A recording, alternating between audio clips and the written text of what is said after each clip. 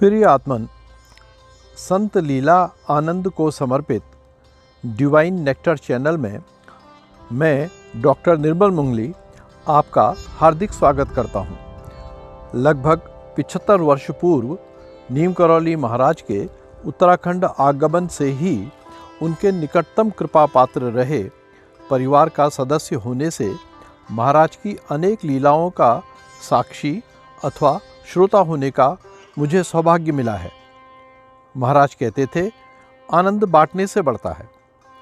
सो महाराज की अनकही लीला धारा का प्रसाद आपके लिए प्रस्तुत है।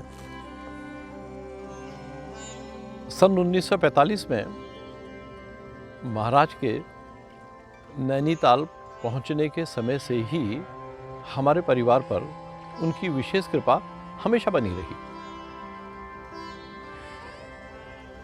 एक सामान्य पारिवारिक सदस्य की तरह वो सहज ही घर में आते जाते रहते थे। मेरे जन्म के बाद मेरे शरीर में कोई हरकत नहीं थी, न तो मैं रोया ही था और न मुझे पेशाबी हुआ था। परिवार निराश था, दुखी था। तभी महाराज अचानक पहुंचे और अपने तख्त पर जाकर बैठ गए। सहज भाव से सारा परिवार उनकी सेवा में लग गया। अचानक महाराज बोले, बच्चे को हमारे पास लाओ। महाराज की इस बात को अनसुना सा कर दिया। 2-3 बार महाराज ने इस बात को फिर दोहराया। फिर उसके बाद डांटते हुए बोले, हम कह रहे हैं बच्चे को हमारे पास लाओ।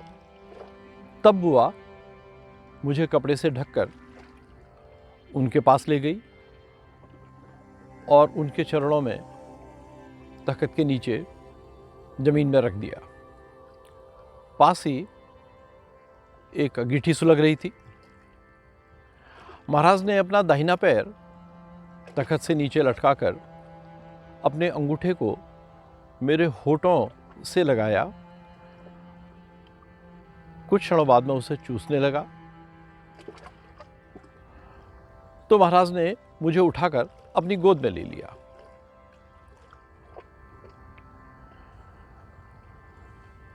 कहते हैं, मेरे सिर में हाथ फिराते हुए उन्होंने कहा, हमारा बेटा है निमी, डॉक्टर बनके सेवा करेगा। और तभी मुझे पेशाब हुआ और मूत्र की धार अंगीठी में गिरी तो राख का एक बवंडर उठा और मैं रोने लगा। मेरे रोने की आवाज से घर में खुशी की लहर छा गई।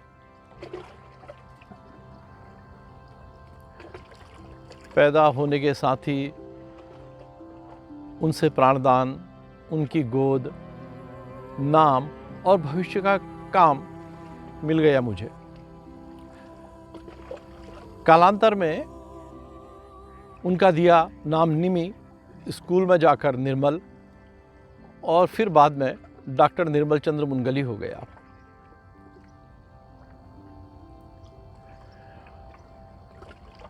उनके आदेश से चिकित्सा सेवा करते हुए 43 साल बीत गए हैं। उनके जीवन काल में कई लीलाओं का मैं साक्षी रहा हूं और उनकी वो कृपा लीला आज भी यूं ही जारी है। न जाने कितने मरीजों को मैंने विषम बीमारियों से आश्चर्यजनक रूप से ठीक होते हुए देखा है। यह भी उनके सब लीला के ही प्रसंग हैं। कहते हैं कि आनंद बांटने से बढ़ता है और लीला का आनंद। तो प्रेरणा हुई कि महाराज की लीला के प्रसाद को भक्तजनों तक पहुंचाऊं। सन 1964 की बात है। मेरा 14वां जन्मदिन था। जन्मदिन की पूजा में परंपरागत लाल कपड़े से बने हुए घड़ीनुमा कंकण को मेरे हाथ में बांध दिया, जिसमें हल्दी की गांठ, सरसों के दाने और 25 पैसे का एक सिक्का हुआ करता था। माँ के भेंट नए कपड़े पहन के मैं निकला तो भाई साहब ने कहा कि चल महाराज के पास चलता है। दरअसल महाराज उन दिनों निर्माणाधीन भूमि आधार के मंदिर में अक्सर रुका करते थे। तो मैं तुरंत तैयार। हम लोग नैनीताल से गेठिया मार्ग होते हुए भूमि आधार जाने के लिए निकल पड़े। आधे रास्ते में ही पहुंचे होंगे गेठिया के तो बहुत तेज बारिश अचानक आने लगी। उस मार्ग में कहीं पर कोई स्थान ऐसा नहीं है जहां पर जाके रुका जा सके, कोई सुरक्षित स्थान नहीं। तो हम भीगते हुए चलते रहे और गेठिया पड़ाव, जो एक छोटी सी गांव की चाय की दुकानों वाली बाज़ार है, पहुंच गए। एक चाय की दुकान के अंदर पहुंचकर बारिश रुकने का इंतज़ार करने लगे और बारिश धीरे धीरे लगभग रुक गई। उसी समय एक ट्रक आके वहाँ पर रुका। ट्रक में से बाबा हरिदास, जिन्हें हम हरदा नाम से ही संबोधित करते थे, उतरे। बाबा हरिदास को महाराज ने मौन व्रत धारण करने के लिए कहा था, तो वो उनके आदेश से ही मौन में रहते थे और अपने गले में लटकी हुई एक छोटी सी स्लेट पर चौक से लिखकर वार्तालाप संक्षिप्त रूप से करते थे। उन्होंने चौक से स्लेट में लिखा, महाराज के पास जा रहे हो? हमारे हामी भरने पर बोले, लिखा उसमें, हम भी चल रहे हैं, चलो साथ चलो। हम ट्रक में बैठ गए। ट्रक में भूमि आधार मंदिर के निर्माण की सामग्री, रेता, बजरी, सरिया वगैरह लदा हुआ था। गेठिया से करीब 3-4 किलोमीटर दूर भूमि आधार का मंदिर, सड़क के तल पर हनुमान जी का मंदिर है और उसके सड़क से नीचे के तल पर 2 एक कमरे हैं, जिनमें से एक महाराज की कुटिया की तरह प्रयुक्त होता था। हम लोग पहुँचे तो सड़क से महाराज के कमरे तक पहुँचने का एक छोटा ढालू मार्ग है। उसके दाहिनी तरफ मुझे याद है कद्दू के पीले फूल खिले हुए थे। बाईं तरफ महाराज की कुटिया का दरवाजा था, दक्षिण की ओर को खुलते हुए। भाई साहब तो अंदर चले गए और मैं जैसे ही दरवाजे पर पहुंचा, महाराज ने, जो सामने तख्त में बैठे हुए थे, अपना हाथ मेरी ओर को उठाया और डांटने लगे मुझे। कहना नहीं मानता है, पढ़ता नहीं है। मैं हैरान कि किस बात की डांट। मुझे भी गुस्सा आ गया। मैंने कहा, ठीक है, नहीं आऊंगा तुम्हारे पास। बोले, हाँ जा। और वो वापस चला गया। मैंने अपने जूते उठाए और ऊपर जाके सड़क के किनारे पैरापेट में बैठ गया। तभी 2-3 लोग आए और मुझसे बोले, भाऊ ऐसा नहीं करते, महाराज बुला रहे तुम्हें, जाओ। मैंने इनकार में सिर हिलाया, वो चले गए। फिर 2 एक लोग आए, वही बात उन्होंने भी दोहराई कि महाराज बुला रहे हैं, ऐसा नहीं करते। मैं उठा और गेठिया की दिशा में, यानी मंदिर से विपरीत, फिर आगे चल के पैरापेट में बैठ गया। कुछ देर हुई थी मुझे पैरापेट में बैठे हुए। मैं गुस्से में था, परेशान था कि भाई साहब भी वहीं बैठे हुए अभी तक। तभी देखा कि महाराज चले आ रहे हैं। उनके पीछे से लोगों का जत्था भी, और महाराज रुके और अपना हाथ उठाकर लोगों की ओर को इशारा करते हुए बोले। सुनाई तो नहीं दे रहा था, लेकिन मैं जानता था वो कह क्या रहे हैं।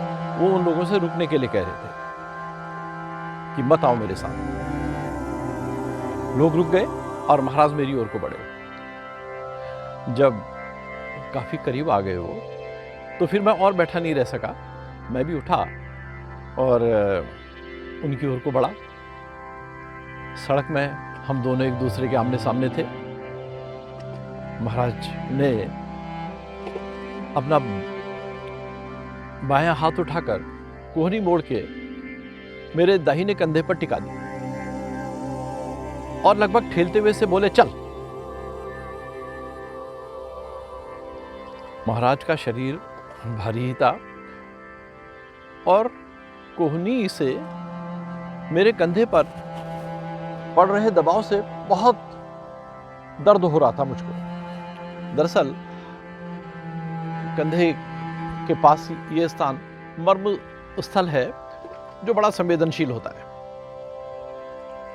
मैं दर्द से व्याकुल और अपना कंधा हिला हिलाकर उनके हाथ को हटाने की कोशिश कर रहा था, लेकिन वो भी हाथ जमाए हुए थे। हाथ उन्होंने अपनी कोहनी को हटने नहीं दिया और मैं लाचार सा उनके साथ लगभग घसीटता सा हुआ आगे को बढ़ा। आगे चल के सड़क का एक मोड़ आता है छोटा सा, उसके किनारे घाटी की ओर को चीड़ के पेड़ लगे हैं 3। महाराज उस पैरापेट पे जाके बैठ गए। मैं उनके सामने खड़ा हो गया।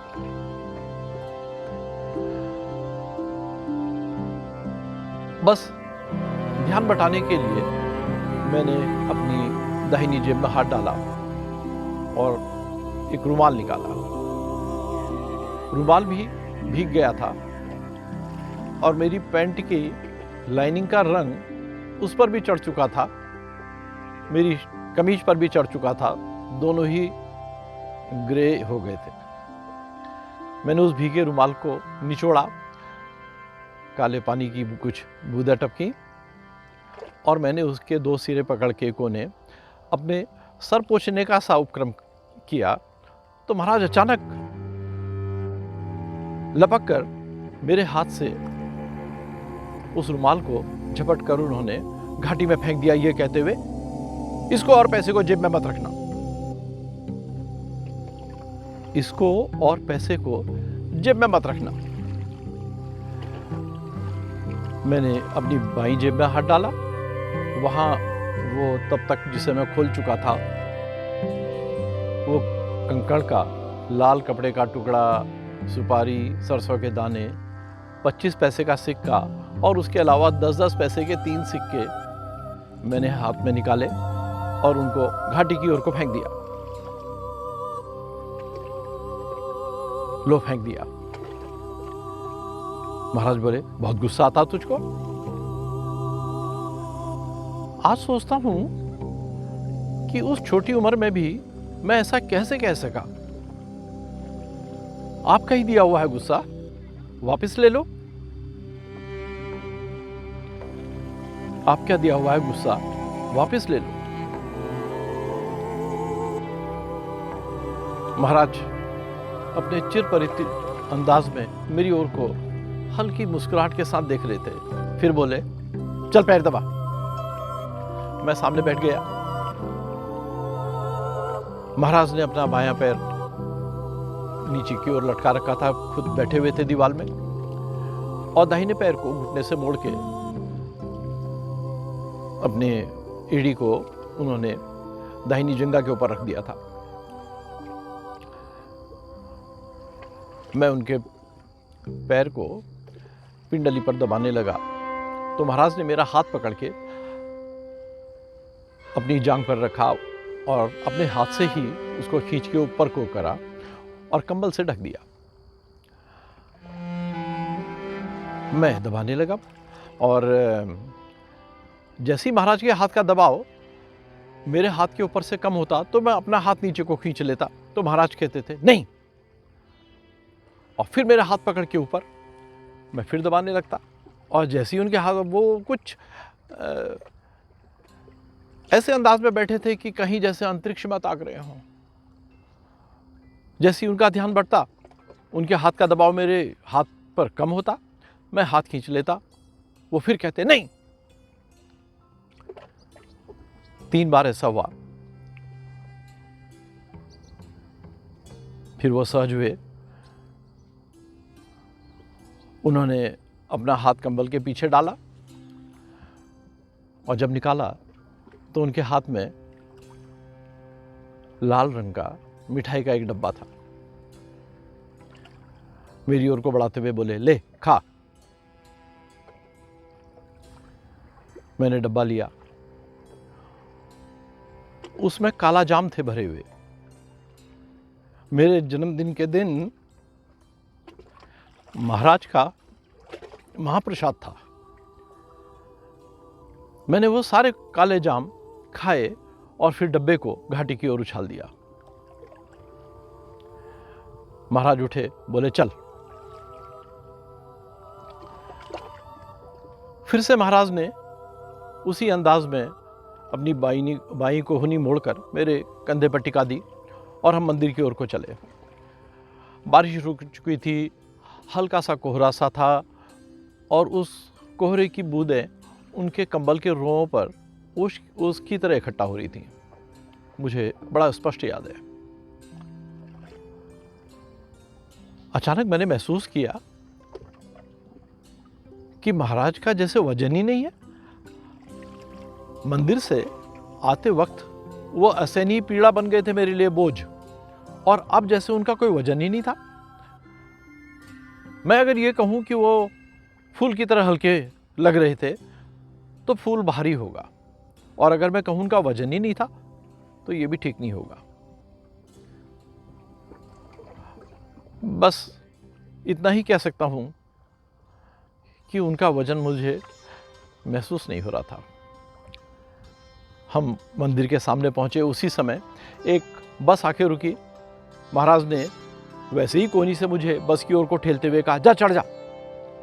और मैंने लपक के बस का डंडा पकड़ लिया और उसके पायदान से खड़े होकर लटकते हुए एक हाथ से मैंने महाराज को प्रणाम करने की चेष्टा करी। और महाराज बोले, जाओ जाओ, जिससे नैनीताल जाना सब जाओ, आखिरी बस है, फिर कोई गाड़ी नहीं मिलेगी। और लोग बस के अंदर भरने लगे। मैं खिड़की के पास बैठ गया। बस नैनीताल की ओर को चल पड़ी। मैं खिड़की से बाहर देख रहा था, महाराज बस को जाते हुए देख रहे थे। वो सड़क में खड़े थे। इस घटना को 20 साल बीत गए। मैं डॉक्टरी की प्रैक्टिस करने लगा था। एक रात कल्याण पत्रिका में एक स्थायी स्तंभ पढ़ो समझो और करो में एक प्रसंगों को मैं पढ़ रहा था कि दक्षिण भारत से एक साधु उत्तराखंड की यात्रा में आए। केदारनाथ मार्ग में उच्च हिमालयी क्षेत्र में उनको परेशानी होने लगी, सांस फूलने लगी, बड़ी दिक्कत के साथ चढ़ रहे थे। अचानक उन्हें अपने पास में ही चल रही एक बच्ची को देखा। वो स्थानीय बच्ची अपने पीठ पर एक खासे तंदुरुस्त वजनी बच्चे को लेकर चल रही थी। साधु को बच्ची पर दया आई और बोले, बेटा बड़ी तकलीफ होती होगी तुम्हें। बच्ची रुक गई। उन्होंने कहा, क्यों बाबा, तकलीफ कैसी? इतना बोझ जो लेके जा रही हो। बच्ची ने उनको घूर के देखा, कहा, बोझ नहीं, मेरा भाई है वो। बोझ नहीं, भाई है मेरा, प्यार है।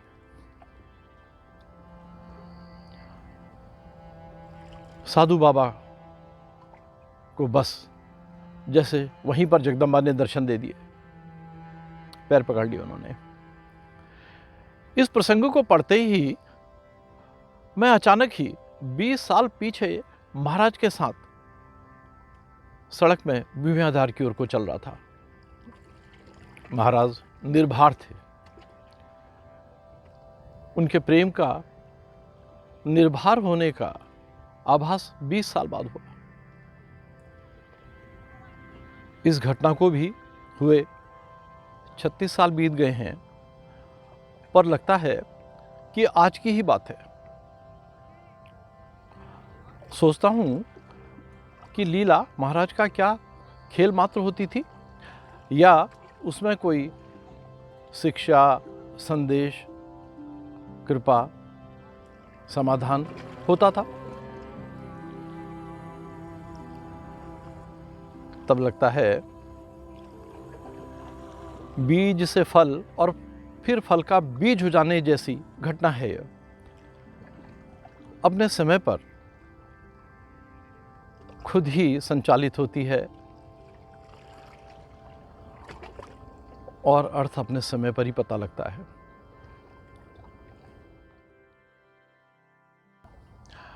महाराज की कृपा और अनुरागी जनों की सहभागिता से महाराज की लीला प्रसंगों का यह भंडारा जारी रहेगा। इसी चैनल के माध्यम या ईमेल से आप मुझे संपर्क कर सकते हैं और अगले प्रसाद की सूचना चैनल के सब्सक्रिप्शन से सहज ही प्राप्त हो सकती है। तो अभी आपसे विदा लेता हूँ। जय श्री गुरुदेव।